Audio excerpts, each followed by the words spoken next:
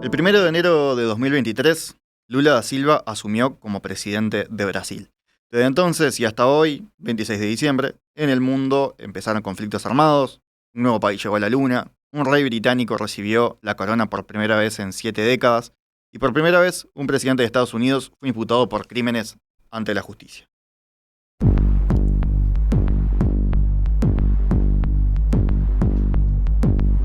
¿Qué hitos del 2023 van a entrar en los libros de historia? Es muy temprano para decirlo porque la historia, por definición, requiere distancia. Pero sí podemos pasarla ya, recordar eventos que sucedieron este año, aunque pareciera que fue hace mucho, y sacar algunas conclusiones. Les proponemos hacer uno de esos racontos, balances de fin de año. A mí, yo soy particularmente fan. No sé, Gustavo Calvo, vos, si disfrutás de hacer así, de pasarla ya a fin de año, ¿cómo estás? Días. ¿Se me escucha bien? Ahora sí te escucho. A ver ahí, repetime. Hola, hola, hola. Ahí te escucho perfecto. ¿Cómo anda, Gustavo? Bien, bien, por suerte bien, Vos pasando un poco en familia y recorriendo algunos temas del año. Me gusta repasar a mí también. sos un entusiasta así Eh, de mirar para atrás. en realidad es casi una necesidad porque el 1 de enero del año que viene vamos a estar previendo los eventos que puedan pasar el año que viene y obviamente son todos derivados de lo que sucedió el año anterior. Y sí, Entonces, en la historia hay causalidades, el problema es descubrirlas. y es imposible estar en un año y decir de dónde salió No, esto, no. ¿no? Bueno, No, claro, salió, nada sale de la nada, como decís vos. nada sale de la nada, surge por generación espontánea. Hay siempre un nexo causal y lo entretenido, y no solo entretenido, sino a veces necesario de quienes analizan los eventos internacionales es tratar de encontrar esos hilos, para bien o para mal, ¿no? Es decir, muchas veces algunos procesos benignos terminan en consecuencias no deseadas y a la inversa, pero hay que ir viéndolo. Siempre yo digo una frase que me parece que un profesor me dijo una vez y es cierto: nada de los eventos geopolíticos sucede en tiempo real. Todo tiene una causa, en su momento sucedió, lo que estás viendo son las consecuencias de ese proceso. Y hoy, sin verlo, están sucediendo otros procesos que tendrán consecuencias en el futuro. Así funciona. Gustavo, perdón, que te saludé así como amigo de la casa, pero por supuesto, uno de nuestros Bueno, analistas creo que lo soy. internacionales de Sí. cabecera, además de amigo de la casa, conductor de la hora global. Hoy más tarde te van a poder escuchar ahí en Radio Mundo. Pero empecemos el recorrido, si te parece. Hoy peloteábamos un poco los hitos del año y vos Sí. mencionabas uno que quizás, eh, porque así no empezamos por lo obvio, ¿no? Así no empezamos por las guerras, no empezamos por Estados Unidos, empecemos por el país, nuevo país más poblado del mundo, por la India. ¿Qué te parece si empezamos por ahí? Sí, en abril de este año se dio una noticia que parecía un poco lateral.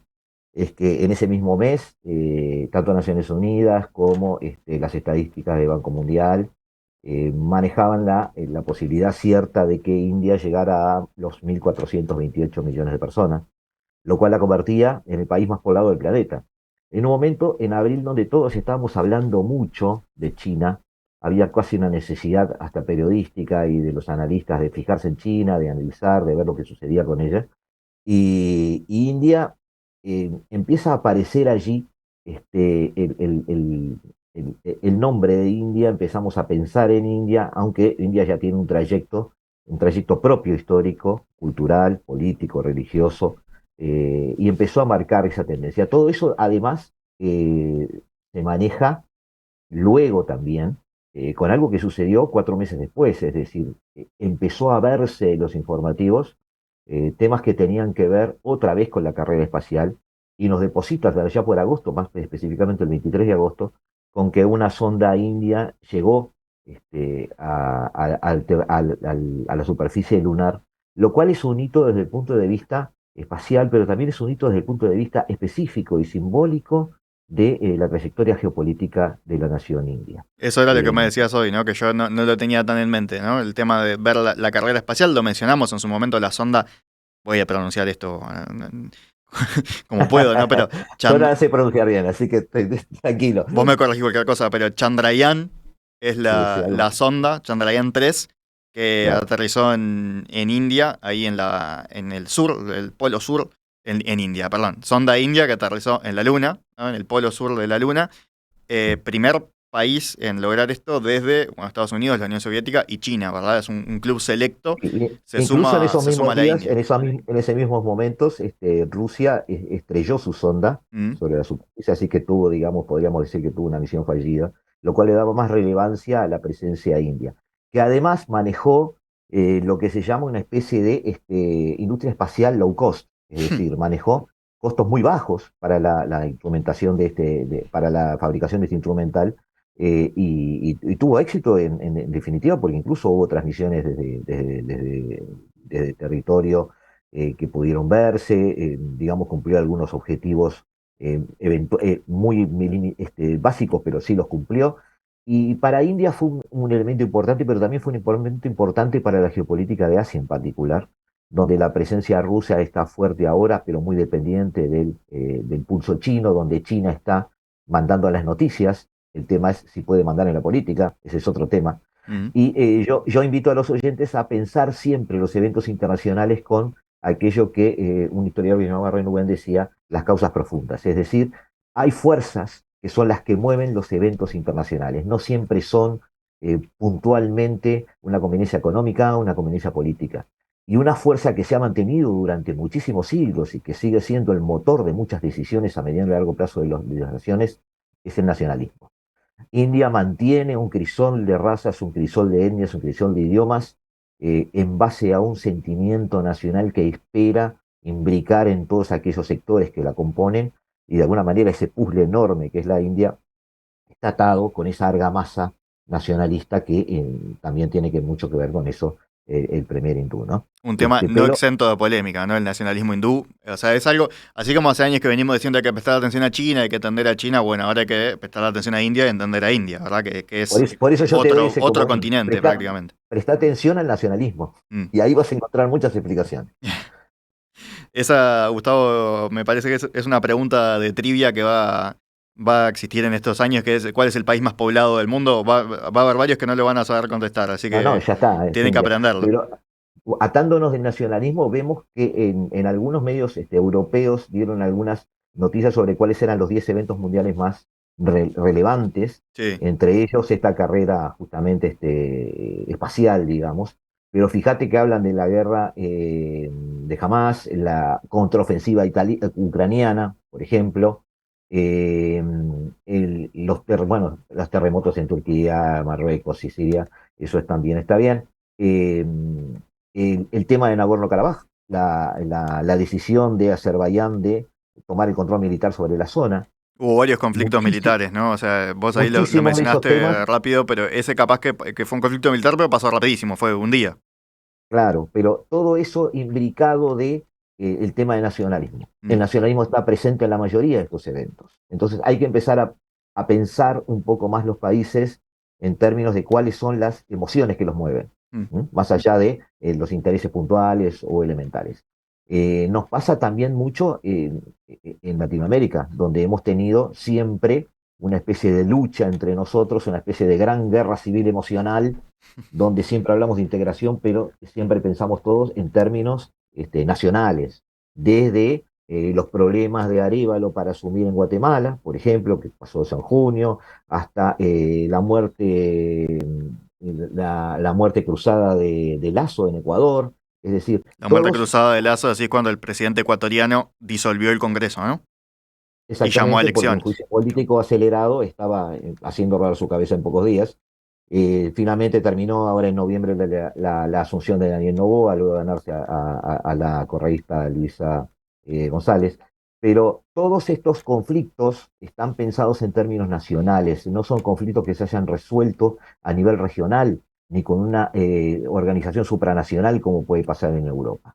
Lo mismo en Chile, con su trayecto constitucional, el 7 de mayo eligiendo constituyentes, que parecía un gran vuelco a la derecha, este 17 de diciembre con un plebiscito fallido, donde todo parece volver a una especie de centro, pero en cada uno de esos países hemos visto en el 2023 que sus trayectorias políticas obedecen a problemas nacionales, problemas internos, no son problemas de bloque, no son problemas regionales.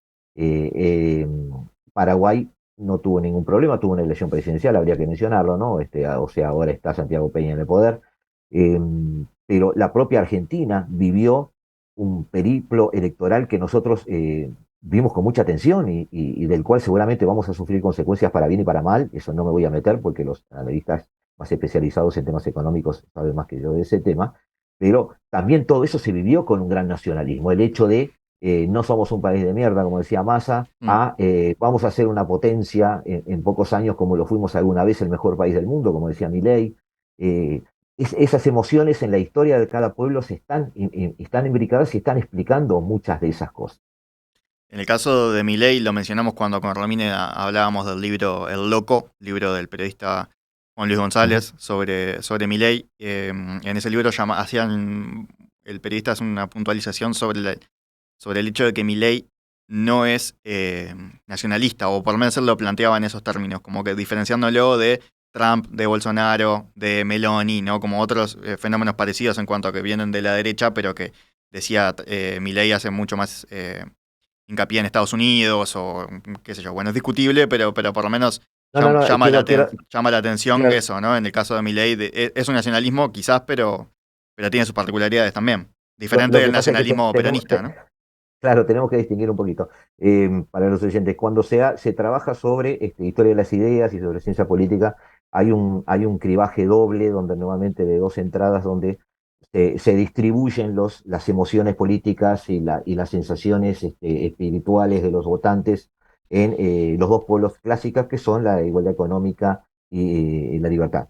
En ese sentido, luego se hace una discriminación en lo que podría ser un sistema socialista, un sistema liberal, y dentro de eso, en la aceptación de dos subcategorías que serían el anarquismo, que no acepta ningún tipo de gobierno, y el nacionalismo, donde se inscribiría, por ejemplo, un Mussolini, un Franco, un Hitler, ¿no?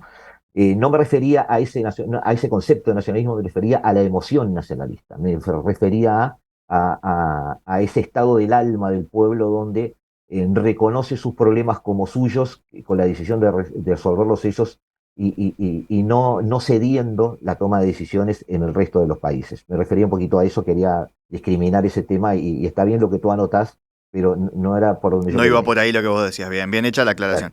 Entonces, una conclusión que vos sacás de 2023 es el nacionalismo, este nacionalismo del que estás El hablando, nacionalismo como emoción está sigue moviendo los manejando intereses. muchas de las decisiones, muchos de los intereses. También los intereses están sobre la mesa. Nosotros no debemos olvidarnos que hay mucho irredentismo. En Turquía, una vuelta a ese imperio otomano, en Nagorno-Karabaj, un gran tema entre Azerbaiyán y Armenia, que también habla de un irredentismo en ese momento. La propia Rusia en su relación con Ucrania, la pelea por la historia, en el caso de Oriente Medio y Israel y Hamas, le pelea por la interpretación de la historia, porque incluso hoy en redes sociales se está discutiendo si Jesús era palestino o no. Con eso, con eso les digo todo. Pero hay mucho de interés allí también. Yo hablaba hace unas semanas con una muy amiga mía que es pakistaní y le hacía referencia a Hamas y cómo Hamas había de alguna manera volcado hacia el Islam todo el sentimiento palestino, que era bastante laico antes de Hamas. Y ella me decía, Hamas en realidad de islámico tiene poco, lo está utilizando en su beneficio porque, como todos, la carrera es hacia el poder y a veces se utiliza un crisol religioso para llegar al poder. Me hizo pensar mucho eso y puede ser que muchas de esas cosas sigan sucediendo. Quizás, al contrario de lo que dijimos recién, Gastón, quizás los intereses sí están un poco escondidos y a mucha gente le conviene vestirse con algunos ropajes religiosos para mantenerse en el poder. Un ejemplo de esto para muchos en el Mediterráneo Oriental, por ejemplo, es Recep Erdogan, ¿no? En Turquía, donde su acercamiento al Islam para muchos es conveniente, su apelación a aquel viejo imperio otomano y la revisión de la historia también para muchos es conveniente luego de que ya lleva décadas en el poder. Gustavo, entonces arrancábamos el recorrido así como por una... Perdonad que lo hice un poco caótico el recorrido, lo que pasa No, es no, que es están que claro, salpicándose cosas y se están dando así en el planeta, ¿no? más que recorrido, Pero, hiciste un pantallazo de lo que hay de fondo, lo que decías vos, eso, de las cuestiones de fondo. claro, ahí entendés un poquito muchas cosas, ¿no? Pero si tú querés ir de alguna manera continente por continente, también lo podemos ver. Dale, Latinoamérica tuvo mucho movimiento este año. en Latinoamérica sí, Este, es llamativo. no los movimientos políticos, porque el péndulo se mueve, pero una cosa que yo me quedo es de estos últimos días, ¿no? La posibilidad de que haya una guerra en Latinoamérica apareció como cierta en el último mes, ¿no? Las tensiones ahí en Venezuela, en el Esequibo, que parecieron descomprimirse, pero ahora vuelve a haber ejercicios militares, ¿verdad? Es como que habitualmente es un continente al que miramos en otro sentido y ahora aparece Claro. una noticia que no estamos acostumbrados. No, este continente, a pesar de todas nuestras diferencias internas, estamos de acuerdo los latinoamericanos en que es dificilísimo que nos pongamos de acuerdo, aunque es increíble que no lo hagamos con un idioma común. Eh, Siempre se ha caracterizado, a pesar de eso, y a pesar de mitad del siglo XIX en adelante, yo diría quizás de algunas décadas dentro del siglo XX en adelante, se ha caracterizado por manejar muy pocos conflictos que lleguen a esa característica de conflicto armado. Se ha manejado mucho la diplomacia, la negociación, y ese ha sido un poco la característica o el paradigma de la negociación latinoamericana, en contraste quizás con lo que ha pasado con Europa, que tuvo guerras mundiales, etcétera, etcétera. En particular, en esta zona de que tú estás haciendo referencia a en la frontera de Venezuela con Guyana, que claro, hay que definir ahora cuál es Guyana y cuál es Venezuela, porque Hmm. ese es el problema. Hay un territorio que está tradicionalmente siendo administrado por Guyana, pero nunca hubo, desde el punto de vista del derecho internacional, una última palabra en negro y en blanco sobre el límite definitivo. Y bueno, también allí Casualmente una región rica en petróleo, ¿no? siempre esas casualidades se dan, ¿viste? Increíble, ¿no? Eh, Justito sí, la zona justito, qué disputada tiene petróleo. casualidad. Pienso que si eso fuera desierto y no pasara nada, quizás nunca pasaría nunca más nada. Pero también también coincide con un momento político muy importante en Venezuela, perdón, muy importante, importante lo fue siempre, digo, pero muy especial en Venezuela, un país en debate, un gobierno en debate, y también con no pocos problemas internos y económicos. Entonces, y quizás también de gobernanza, según sospechan mucho. Quizás también tenga que ver esa causalidad que ya hablaba yo al principio, en el sentido de que a veces los conflictos no existen, sino que se crean o se potencian. Muchos estamos viendo cómo Maduro está tratando de hacer un hilo histórico de esto y justificarlo de alguna manera, pero queda ese sabor amargo de decir, bueno, nos estamos comprando un problema, estamos generando un conflicto regional donde quizás no había necesidad y donde volvemos a darnos contra la pared de cuál es la relación que tendremos que tener con el régimen venezolano o cuál es la relación que el régimen venezolano permite que el mundo tenga con ellos. Eso sigue siendo un tema, sigue siendo un problema. No ha habido desde fuera de Venezuela soluciones para eso. Sí hubo un acercamiento que más que nada es ideológico y ahí capaz que está para muchos el problema, pero a muchos también la solución, con Gustavo Petro, el colombiano, Mm. donde llegaron a algunos acuerdos comunes pensando en que, bueno, no somos lo mismo, pero somos parecidos, nuestro enemigo es el mismo, llevémonos bien, empecemos a tender puentes y demostrarles a los demás que no somos los malos. Ese tipo de situaciones se está dando, pero también tiene límites. Venezuela va a ir hasta donde le convenga, le guste a Petro o no, y de alguna manera quizás a través de algún círculo de diplomáticos, exgobernantes o gente que pudiera estar afín este, a Venezuela, o por lo menos se ha escuchado por Venezuela, pudiera llegar a una solución. Si no, esto se va a encapsular. Gastón, yo te digo que no veo que haya un movimiento, una operación militar allí.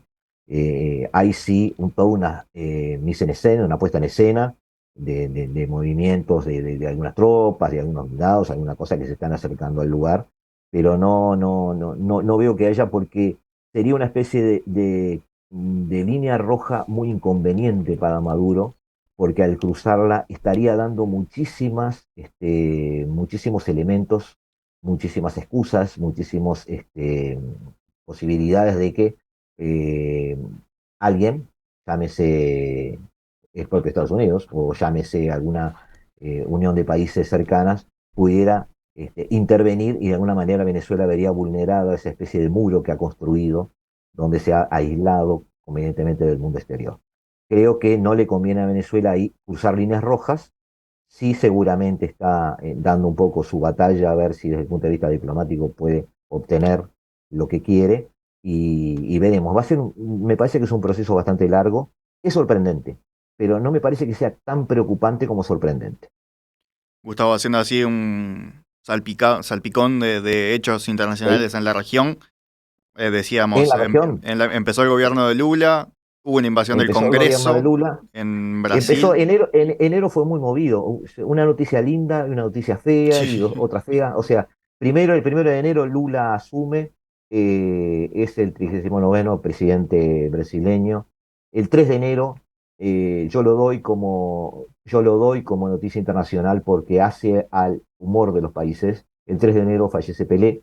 Mm, El 8 de enero, vamos a llamarles fans, no sé cómo llamarlos, de Bolsonaro, eh, seguidores. seguidores, está bien, puede ser una linda palabra, quieren emular aquello del 6 de enero de Trump, ¿no? Porque invaden la sede de los tres poderes, Brasilia, en una situación que hasta hoy está teniendo sus coletazos.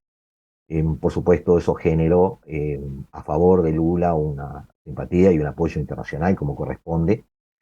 Hubo en Brasil algunos eventos nacionales e internos, hubo prácticamente de junio en adelante una especie de ciclón tropical, uno por mes, impresionante. Hubo Mm, también algunos ataques masivos de eso que hay en Estados Unidos, algunas escuelas. En Brasil también sucedió, un menor de 13 años mató a una profesora y 4 alumnos en un asalto, un mayor después en plena calle mató 4 o 5 personas.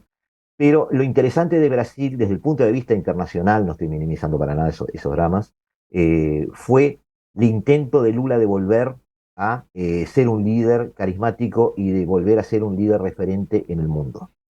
Se destacó Lula, incluso la calle Pou destacó el rol que estaba tomando Lula, ¿no? Como una especie de líder en negociaciones claro, regionales. tenemos que analizar qué parte de eso fue realmente una acción exitosa y qué parte fue fallida. Yo sostuve que Lula estaba volviendo a un mundo diferente al que dejó. Lula fue uno de los fundadores de los BRICS en su momento Mm, y su regreso a los BRICS coincide con la utilización que está haciendo China de los BRICS. Entonces Lula ya no está volviendo a un club de socios iguales entre sí, sino que está volviendo a un club liderado por China. No es lo mismo. Y Lula sintió esa falta de protagonismo en algunos temas, donde directamente China le cambió el libreto. A cambio, China le dio dos caramelos, podríamos decirlo así, es decir, Dilma Rousseff al frente del Banco de Fomento de los BRICS, que vamos a ver si puede funcionar realmente, porque China firmó la creación del banco, pero China no va a dar el dinero para que ese banco se mueva, así que vamos a ver de dónde saca el dinero.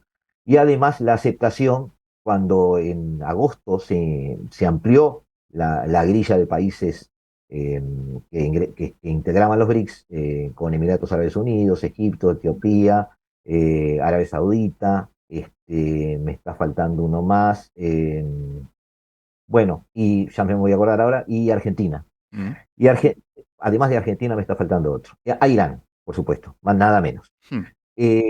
Pero también Argentina, el ingreso a Argentina a los BRICS fue una especie de negociación con Xi Jinping, donde aceptó que ingresara a Argentina, donde Lula suponía que Argentina iba a ser, de la mano de Alberto Fernández y de la continuidad de su gobierno, un socio fiel que podría asentar, apuntalar la presencia también de Lula dentro de los BRICS. Lamentablemente, en Argentina hubo elecciones para Lula, y la elección no fue como Lula pensaba, y hoy Argentina está en una posición de abandonar los BRICS, no integrarla o en debate.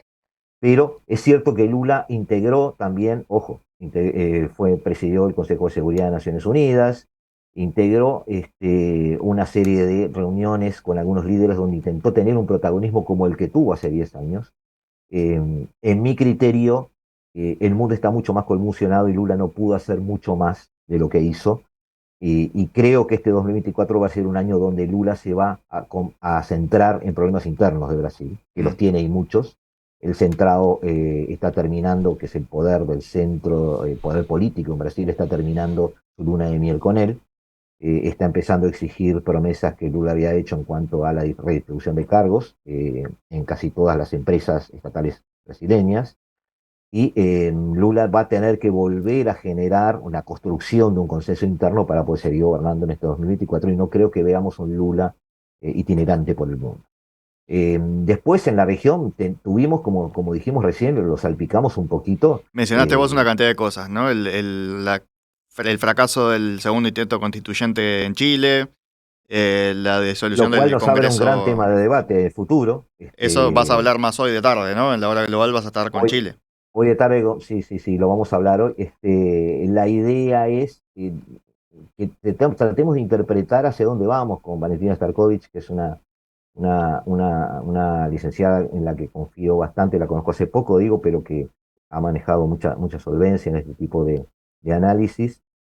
Vamos a hablar sobre eso, pero también tenemos en el área otros problemas que no debemos olvidar. Tenemos en Chile y Argentina también, al sur, el tema mapuche, que sigue Mm. estando presente, que es un tema que no se va a resolver este año, pero va a generar muchos temas, muchos problemas este año. Tú hiciste referencia eh, eh, a Lula y también todo lo que rodea a Brasil. Recordemos que Sudamérica básicamente son dos potencias, o eran dos potencias, que eran Brasil y Argentina, y algunos países que se llamaban limítrofes, entre ellos, por ejemplo, los países fronteras, como decía Metol Ferré, que eran Paraguay, Bolivia y Uruguay. En el caso de Paraguay hay un nuevo presidente, pero que no cambiaría mucho.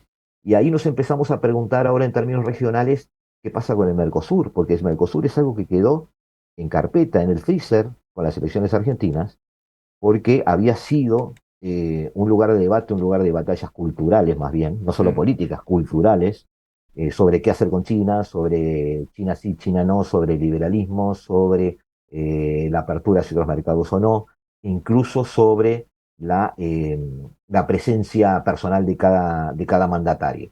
Milei hable una gran incógnita en el Mercosur, porque por un lado es un liberal, eh, pero por otro lado no es un liberal que quiera tender demasiados puentes hacia China, que es la gran puerta a la que Mercosur está golpeando junto con la Unión Europea desde hace un tiempo, y donde ya el Mercosur se había apeado de golpear como Mercosur y Brasil, por ejemplo, ya estaba haciendo negocios por su lado. Bueno, Uruguay había presionado para que el bloque entero hablara con China. Vamos a ver cuál es la posición argentina, pero el Mercosur también en el 2024 está en debate. Está en debate porque Milei no generó un alineamiento hacia una posición, sino que genera una polaridad. Es decir, es un nuevo presidente que viene pensando diferente. ¿Sí? Entonces, allí tenemos problemas. Tenemos problemas en Centroamérica. Bueno, El Salvador sigue siendo una gran incógnita. Un día Mm. vamos a hablar de Bukele. Un gran laboratorio. Y un gran laboratorio, tú lo has dicho. Mm. Guatemala sigue siendo lo que duele, ¿no? Es decir, un presidente que no puede asumir, Arevalo que quiere desarmar de alguna manera toda esa especie de sociedad política donde Yamatei la representó políticamente en los últimos tiempos, pero sobre todo que vienen de un poquito antes, ¿no? Hablamos de Ecuador, hablamos de Paraguay. Perú sigue en su transición, no sabemos hacia qué. Mm. Colombia nos muestra un Petro debilitado, las elecciones internas y las elecciones para gobernadores y las elecciones regionales, prácticamente ningún candidato de él salió electo. Entonces, lo que yo veo en el 2024 para Latinoamérica es que vuelve a encontrarse con los mismos problemas de siempre. Tiene que definir qué es lo que es, tiene que ponerse de acuerdo de dónde viene y tiene que, por lo menos, llegar a acuerdos mínimos hacia dónde va. Europa es el otro gran tema en este 2024. Europa está de rodillas. Europa ¿Ante qué? eh, ¿O qué es lo que, a qué hace referencia que lo puso a rodillas? Europa está de rodillas ante el futuro. Europa no interpretó bien el presente, creyó que estaba viviendo 5 décadas atrás, implementó sanciones que terminaron implicando un tiro en el pie, puso en crisis su propia economía sin plan B, porque el plan B del que hablaban los discursos, que era esta transición energética, no es posible a corto plazo y muchos hablan de que no es posible a mediano plazo. Entonces hoy Europa tiene una gran crisis desde ese punto de vista. Desde el punto de vista además simbólico, esta guerra a la que se afilió está terminando. Ya ni en el Congreso de Estados Unidos ni en la Comisión Europea se le votan fondos a Ucrania. Ucrania, otro de los hitos de este año, tú hacías referencia a eso, es la fallida contraofensiva ucraniana, que prácticamente para algunos ni siquiera existió. Ucrania se está viendo sola ahora, está viéndose frente a la eventualidad de que en mayo tiene elecciones.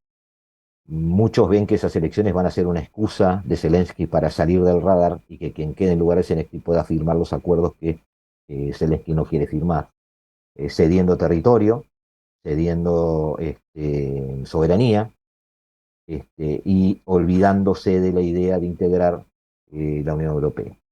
Ese aparentemente es el destino de Ucrania hoy, siendo realistas. Puede cambiar, pero siendo realistas hoy va por ahí.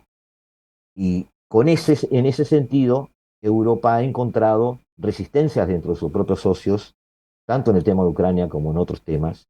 Ha encontrado problemas desde el punto de vista energético, no puede suplir la energía que le daba Rusia y no la ha podido suplir.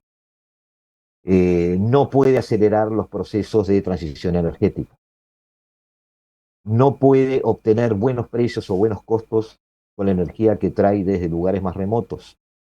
Y muchos de esos lugares remotos le están empezando a cerrar las puertas.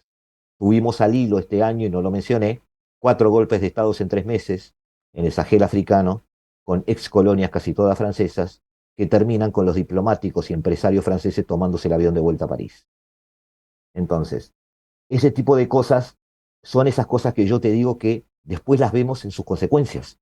Cuando el año que viene veamos qué problemas energéticos tiene Francia, nos acordaremos de los golpes de Estado de estos últimos 6 meses en el Sahel africano. Y diremos, bueno, aquello fue un problema geopolítico para Francia porque se cerraron puertas de provisión de insumos energéticos. Y así funciona. Le está pasando lo mismo a Estados Unidos con el mercado de microchips en Asia. China sigue trabajando, sigue creciendo, Estados Unidos sigue dependiendo de que Corea del Sur o Japón inventen el último microchip en base a las maquinarias holandesas, pero es demasiada la gente y es demasiado el dinero y es demasiada la paciencia que está poniendo China en el área tecnológica como para que no pueda pasar en el 2024, 2025, 2026 al frente en todas las tecnologías de punta. Y en Asia está pasando también lo que va a ser el caldo de cultivo, en esta última reunión entre Xi Jinping y Joe Biden lo pudimos ver, de las aspiraciones que tiene China. Xi Jinping se lo dijo a Joe Biden en la cara, nosotros seguimos aspirando y en nuestros planes sigue estando asimilar a Taiwán como la provincia china que es. No será hoy, no será mañana, señor presidente, pero lo vamos a hacer. Y cuando el presidente de la mayor potencia mundial hasta ahora y hegemónica no puede responder esa pregunta y lo único que puede hacer es esbozar una sonrisa, como dice Joe Biden, tú empezás a pensar que estos tiempos de cambio ya están empezando a notarse y está empezando a ser claro cuál va a ser el relevo en el poder.